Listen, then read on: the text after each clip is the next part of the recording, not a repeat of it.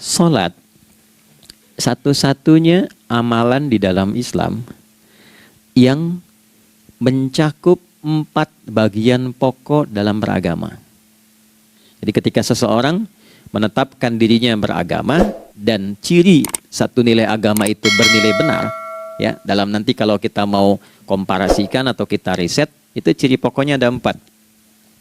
Satu, ada aspek namanya aspek keyakinan, ya, tauhid atau akidah. Nggak mungkin kan beragama kalau nggak yakin. Ya, karena itu pasal 29 ayat kedua itu mengandung nilai keyakinan. Negara menjamin kemerdekaan tiap-tiap penduduk untuk memeluk agamanya masing-masing dan beribadah menurut agama dan kepercayaannya itu. Ya, jadi nggak mungkin kita bisa menghasilkan nilai kepercayaan dan ibadah kalau tidak ada unsur keyakinan. Atau bahasa kitanya disebut dengan iman. Ya, iman itu nanti juga dipaku dalam setiap nilai kebangsaan di konteks Negara Kesatuan Republik Indonesia. Ini yang paling membahagiakan.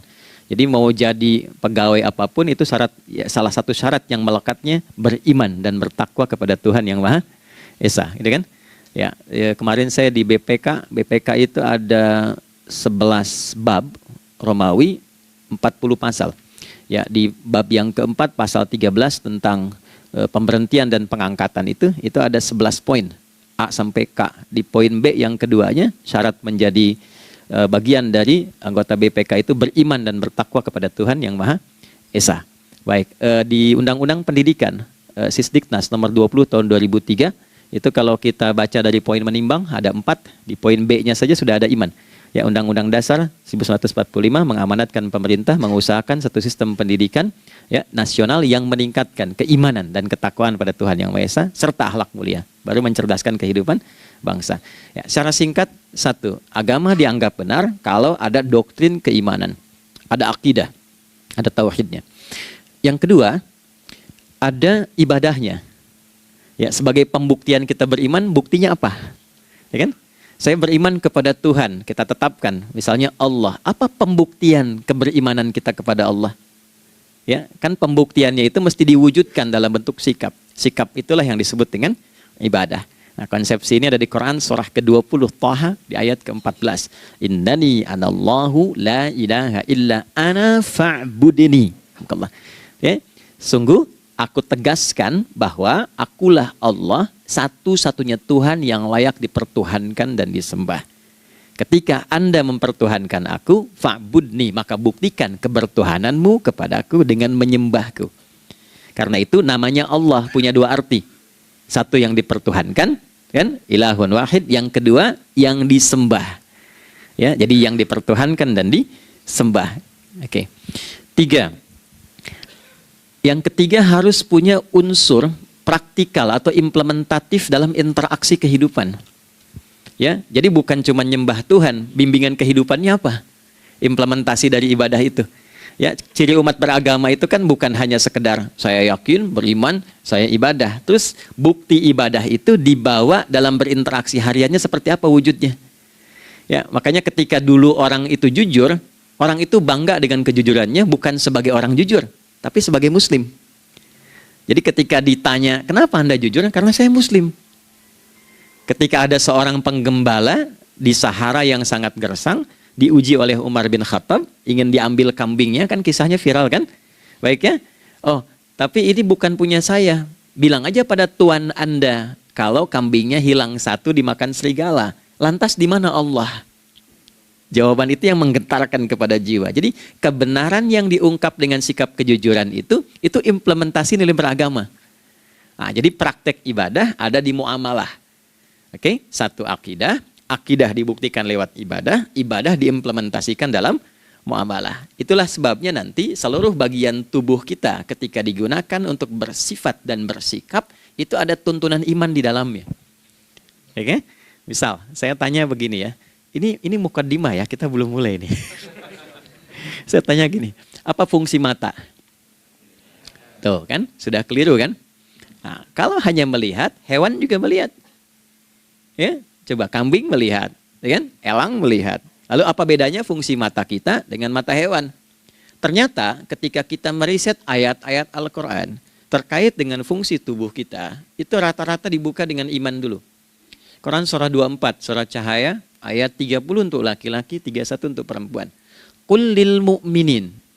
Ya Muhammad, katakan, viralkan pada pria-pria yang menyatakan dirinya telah beriman. Yaghuddu min absarihim. Gunakan pandangannya itu yang dibimbing oleh imannya untuk melihat yang baik saja menurut standar imannya. Jadi kalau menurut imannya tak baik, nggak boleh dilihat. Karena itu ketika Anda sudah mengatakan asyhadu an la ilaha illallah, asyhadu anna Muhammad Rasulullah, kalimat itu dari lisan turun ke hati, itu jadi cahaya ke bagian tubuh kita. Makanya ketika Anda melihat, itu ada cara pandang tertentu yang dibimbing iman, standarnya beda dengan tanpa iman. Kalau nggak ada iman, semua mungkin terlihat. Tapi ketika ada iman, hati kecil Anda akan bicara, ini nggak baik. Palingkan. Nah, memalingkan dari yang tak baik menurut iman, itu namanya ghaddul basar. Oke? Perempuan juga begitu, setara. Wa kullil mu'minati yaghdudna min absarihinna. Dan katakan pada setiap perempuan yang menyatakan dia beriman, maka gunakan pandangan itu dengan bimbingan imannya. Ketika tak baik menurut imannya, palingkan. Ya, Anda lihat kajian di YouTube, terus ada iklan kan? Terus menurut standar iman nggak bagus, itu otomatis akan nggak suka itu. Ya, pasti dipalingkan. Ya. Anda kalau naik pesawat tuh ya, tugas keluar tuh, pertagas tugas keluar. Kalau pramugari lagi demo tuh yang dilihat pramugarinya apa demonya tuh. Nah, iman itu akan bekerja di situ tuh. Ya, palingkan tuh. Nah, sama dari mata turun ke, jangan langsung ke hati aja, ke lisan dulu kan. Ya, ke mulut kan. Itu mulut tuh ketika digunakan fungsinya, imannya disebut dulu. Ya, Quran surah 49 ayat 11 misalnya, ya. Ya ayyuhalladzina amanu, imannya dulu. La yaskhar qaumin qaum. Ayat 12-nya la yaghtab ba'dukum ba'dha. Hai orang-orang yang telah menyatakan beriman. Kalau pakai alladzina disebutkan 1080 kali dalam Al-Qur'an, itu kalimatnya diksinya singkat, padat, mencakup semua tanpa sekat. Oke, jadi kalau laki-laki, perempuan, tua, muda, besar, kecil, beda strata, duniawi, itu semua tercakup di dalamnya. Hei semua yang telah menyatakan beriman, gunakan imanmu untuk membimbing lisanmu bertutur. Kalau masih merasa punya iman, jangan gunakan lisan untuk mencela, merendahkan orang. Untuk bergibah, membuat hoax. Didetilkan oleh Nabi, kalimatnya jelas. Man kana yu'minu billahi wal yaumil akhir, falyakul khaira aw liyasmut. Siapapun. Nah, dari alladzina ketika dirinci pakai man. Ya, man itu bentuk tunggal, ya, personal, tapi maknanya general. Jadi kalau Anda, saya, kita baca ayat atau hadis ada man, posisikan Nabi sedang bicara ke kita. Ya, hei Adi Hidayat, posisikan Nabi bilang gitu tuh. Kalau engkau merasa beriman sama Allah dan yakin dihisab di hari kiamat, jaga lisanmu. Katakan yang baik dengan bimbingan imanmu, tak mampu engkau diam. Jadi cukuplah suami istri itu menggunakan satu hadis ini, pasti sakinah itu muncul dalam kehidupan rumah tangganya. Ya, itulah sebabnya kenapa sakinah didahulukan dibanding mawaddah. Hati-hati ya, Mbak, walaupun namanya sakinah nggak ada ini nggak akan datang tuh ketenangan tuh. Ya, ada yang tahu nggak rahasianya? Kenapa sakinah duluan dibanding mawaddah? Ya, 5 juta. Ya, waktu habis karena padat sekali. Maddah jamaknya mawaddah, rasa kasih yang tumbuh dari pemberian materi.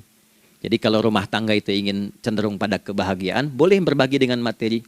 Ya, istri cemberut, ya Anda datang dengan senyuman, sayang, kenapa? Ya, ini emas 2 kilo, nah itu pasti sehat lagi tuh. Ya, itu mawaddah. Tapi maaf, walaupun Anda mapan bekerja, harta cukup melimpah, ruah, tapi tidak ada ketenangan di rumah tangga, tidak ada sakinah, maka hampa kehidupan rumah tangga itu. Itulah sebabnya kenapa di Quran sakinah lebih dulu dibandingkan dengan mawaddah.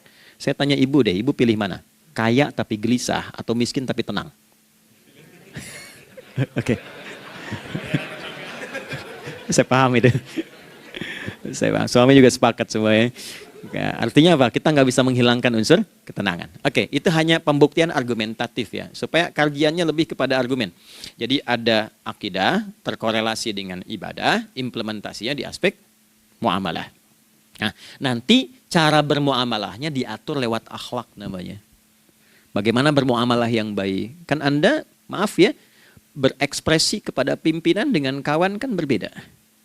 Oke, kepada orang tua dengan anak kan lain. Nah, yang mengatur interaksi kita sehingga terjalin harmoni yang baik, itulah yang disebut dengan akhlak. Nah, 4 poin inilah yang menjadi inti dakwah Nabi SAW ketika diutus oleh Allah Subhanahu wa Ta'ala. Memastikan 4 ini bisa optimal kita lakukan dalam kehidupan. Bonusnya yang kelima, selalu meningkatkan inovasi sehingga selalu mendapatkan hal baru dalam kehidupan. 5 ini digabungkan di Quran surah kedua Al-Baqarah di ayat 151. Kama arsalna fikum rasulam minkum yatslu alaikum ayatina. 1. Oke, wa yuzakkikum 2, akhlak, wa yuallimukumul kitaba 3, wal hikmah 4, 5, wa yuallimukum ma lam takunu ta'lamun. Kelima-limanya ini digambarkanlah dalam bentuk ibadah yang melatih kita sebagai pondasi awal menuju dan memantapkan 5 hal ini, yaitu sholat.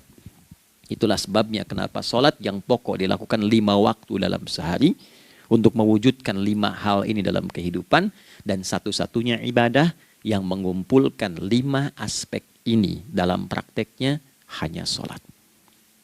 Hanya sholat. Oke, mari kita detilkan, kita rinci, dan di sini kita akan mulai kajian kita. Sholat adalah perwujudan iman seorang hamba. Karena itulah kalimat sholat pertama kali disebutkan dalam Al-Quran, itu letaknya setelah kalimat iman. Al-Baqarah ayat 3, alladzina yu'minuna bil ghaibi wa yuqimunas shalah. Orang-orang yang telah menyatakan beriman dan konsisten menjaga imannya. Beda alladzina amanu dengan yu'minun. Amanu telah beriman. Tapi kalau dia komitmen dan konsisten terus menjaga imannya sampai saat dia berpulang pada Tuhannya, maka berubah nanti bentuknya kalau di bahasa Arab jadi mudhari'. Ya, di bahasa Inggris kan tuh punya 3 arti. Present, continuous, and future. Jadi kalaupun sekarang terus berlangsung sampai masa depan pun saya tetap akan beriman. Nah, pembuktian untuk menjaga iman itu pembuktian utamanya pada sholat. Itulah sebabnya satu-satunya amal ibadah dari rukun Islam yang 5 itu, ya, satu-satunya amal ibadah yang disebut iman dalam Al-Quran hanya sholat. Teman-teman boleh buka Quran surah kedua Al-Baqarah di ayat 143. Ya, di pertengahan ke ujung ayatnya. Saya percepat. Wa ma kana Allahu liyudhi'a imanakum. Dan Allah nggak akan pernah menyia-nyiakan sholat seseorang yang dikerjakan karena imannya. Ayat ini turun, ketika ada terjadi pergantian arah kiblat. Dari yang tadinya semula ke Masjidil Aqsa, lalu berputar 180 derajat, beralih ke Masjidil Haram. Nabi sedang berada di luar Madinah. Madinah tempo dulu, wilayahnya nggak seluas cakupan sekarang. Oke, kalau diilustrasikan, area sekitaran Masjid Nabawi sekarang itulah Madinah lah. Di luar itu sudah di luarnya. Nah, Nabi sedang sholat, riwayatnya banyak menyebutkan, ada yang mengatakan zuhur, ada asar, ada maghrib. Di pertengahan itu turunlah Al-Baqarah ayat 144. Qad nara taqalluba wajhika fis sama' falanuwalliyannaka qiblatan tardaha fawalli wajhaka syatral masjidil haram. Maka berputarlah dengan turunnya ayat ini 180 derajat menghadap ke arah Masjid Al-Haram. Problemnya adalah ketika Nabi dan pengiring beliau kembali ke Madinah, area Masjid Nabawi, kan nggak semua masyarakat ikut. Maka virallah informasi itu bahwa kiblat telah beralih ke kiblat awal, yaitu Ka'bah Al-Musyarrafah. Maka penduduk panik pada saat itu. Status sholat kami yang tadi dikerjakan bagaimana? Karena sudah nggak bisa diulang, sudah pindah waktu. Maka turunlah kemudian firman Allah yang Al-Baqarah 143 itu, wa ma kana Allahu liyudhi'a imanakum. Karena engkau mengerjakan sholat itu dengan imanmu, maka Allah nggak menyia-nyiakan imanmu itu. Maksudnya apa? Walaupun arah kiblatnya tidak tahu mengarah kepada sisi yang belum berubah, tetap dihitung pahalanya sempurna karena imannya. Nah, ini nanti yang menjadi landasan turunnya Al-Baqarah ayat 115. Walillahil masyriq wal maghrib fa aynama tuwallu fathamma wajhullah. Kalau Anda sedang tugas nanti di lapangan, lalu sulit menemukan arah kiblat. Aplikasi susah karena sinyal nggak masuk misalnya. Oke, kemudian juga matahari agak remang-remang sehingga sulit untuk terlihat patokannya. Maka dengan keyakinan, dengan iman itu, menghadaplah ke arah yang kita yakini, maka berlakulah Al-Baqarah 115. Di saat itu diterima amal ibadah kita sama dengan yang menghadap kiblat dengan dasar imannya. Oke, nah Pengertian terbaliknya, mafhum mukhalafahnya, maka Nabi mengatakan, al-farqu bainal mu'min wal kafir tarkus shalah. Beda antara orang yang beriman dengan yang belum beriman adalah pada sholatnya. Jadi kalau ada orang mengatakan sudah beriman dan tidak menunaikan sholat, ini artinya keimanannya belum diakui sepenuhnya oleh Allah Subhanahu wa Ta'ala. Jelas ya? Halo, kenapa sedih begini? Maaf, saya terlalu cepat nggak? Nggak ya? Baik. Jadi dalam poin ini penting pembedanya di sholat. Itulah sebabnya kenapa dari kecil kan, usia sekian, dari mulai 3 ke arah 7 tahun contohkan. Ya, orang tuanya sholat bentangkan sejadah. Kalau bisa kalau anak sudah mulai suka tuh kasih model sejadah yang anak-anak sukai bentuknya. Ya, dulu ada anak saya senang model mobilan, saya tidak sebutkan supaya tidak endorse gitu ya.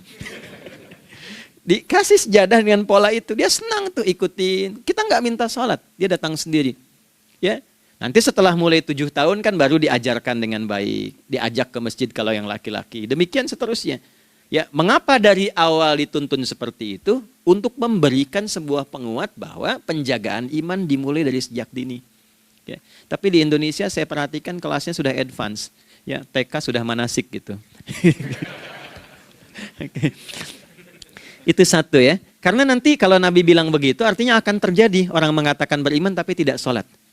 Ya, makanya keras dari awal Nabi katakan bahwa pembeda antara orang yang beriman dengan yang baru klaim beriman itu pada sholatnya. Ya, pada sholatnya mengerjakan sholat maka sah status imannya, tidak menunaikan sholat maka bermasalah imannya. Itu poin yang pertama. Yang kedua teman-teman sekalian, ibadah. Kita lanjut ya.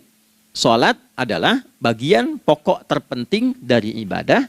Nah, di sini kita akan mulai membuka sedikit rahasia terkait dengan aspek ibadah ini. Teman-teman sekalian, ternyata sholat ini ketika oleh Allah diturunkan dalam Al-Quran, dalam konteks penunaian ibadah, bukan berarti hanya mengkoneksikan atau mengkorelasikan hubungannya dengan iman saja, bukan. Karena saya beriman, saya buktikan ibadah nyembah Allah lewat sholat. Dalilnya Quran surah ke-20 ayat 14. Innani anallah la ilaha illa ana. Aku tegaskan akulah Allah, nggak ada Tuhan yang layak dipertuhankan dan disembah kecuali saya. Fa'budni, kalau Anda telah menyatakan beriman padaku, buktikan keberimananmu dengan menyembah saya dalam ibadah. Bentuknya bagaimana ya Allah? Teruskan ayatnya. Wa aqimis sholata. Tunaikan sholat sebagai bukti ibadah. Itu li dzikri, sebagai zikir kepadaku. Jadi korelasi antara ibadah dengan iman, sudah kita sebutkan dalilnya. Sekarang ibadahnya tersendiri ketika ditunaikan, apa manfaat dari ibadah itu? Mengapa mesti ada 5 waktu? Dan apa turunan manfaatnya dalam kehidupan kita? Kalau kita mengerjakan itu, dampaknya kepada kehidupan kita apa? Nah, inilah indahnya di dalam Islam, dijelaskan dalilnya, diberikan contohnya, diberikan alasannya, dan yang paling indah, diberikan penjelasan dengan detail tentang manfaat-manfaatnya. Ini tidak ditemukan di dalam konsep keyakinan manapun. Kalau teman-teman boleh mau riset silahkan. Ada nggak satu keyakinan agama tertentu yang dari ibadahnya tuh diatur? Cara memulainya, bacaannya, detailnya, manfaatnya, waktunya, sampai dengan hasilnya, sampai kiamatnya.